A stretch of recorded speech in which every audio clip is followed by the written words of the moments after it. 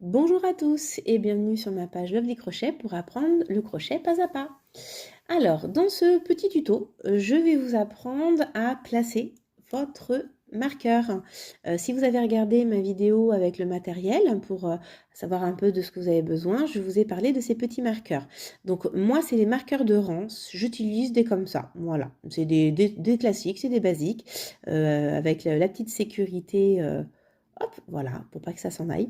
Donc, moi, j'utilise ceci. Alors, je vais vous apprendre où le placer. Alors, quand vous avez un projet quelconque, donc si vous avez commencé avec votre anneau magique, accrochez vos mailles dedans. Donc ça, moi, j'ai des vidéos qui vous le montrent. Vous tirez, hop, votre projet. Et là, en fait, vous avez votre rang et vous devez démarrer, vous devez continuer à crocheter. Donc là, j'ai mon petit fil qui m'embête. Voilà, tac, c'est ça que je voulais tirer. Hop, voilà. Donc théoriquement, enfin en règle générale, là, voilà, vous avez vos mailles dans votre cercle magique et vous devez passer au rang suivant.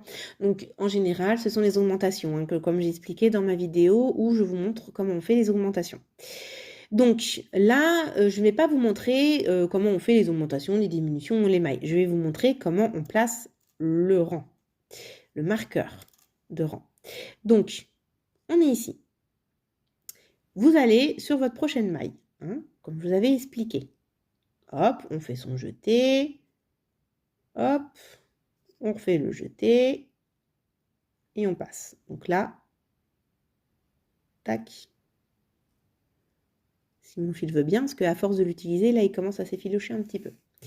Donc voilà, donc là, j'ai fait ma première maille avant de faire mes augmentations. Hein, parce que pour l'augmentation, comme je vous ai dit, on refait la même chose au même endroit. Mais avant de continuer, alors, il y en a dans les premiers rangs, ils n'ont pas le marqueur parce qu'ils vont compter les mailles. Mais si vous n'êtes pas habitué, on marque. Donc là, en fait, vous voyez, hop, j'ai fait ma première maille de mon nouveau rang. Donc là, j'ai ma boucle sur mon crochet et ici, là, hop, j'ai ma maille. Donc en fait, ici, mon petit crochet, je vais le passer, voyez, pas sur mon... Je ne la mets pas ici, hein. Je ne la mets pas sur ma boucle qui est sur mon crochet. Non. Je la mets, voyez, ici, là, levée, là, ici, tac. Je vais la passer ici.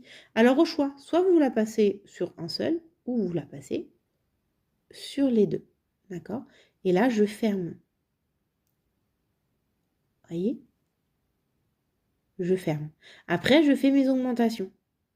Parce que ce rang-là, si je veux qu'il soit cohérent, c'est des augmentations. Donc, je vais vous remonter, je vais faire mes mailles et je vous retrouve à la fin pour vous montrer comment on change pour se déplacer au niveau. Donc voilà, là, j'ai continué à crocheter mes augmentations. Et donc j'arrive, vous voyez, à ma maille juste avant mon marqueur. Donc là, je continue à faire mes petites augmentations.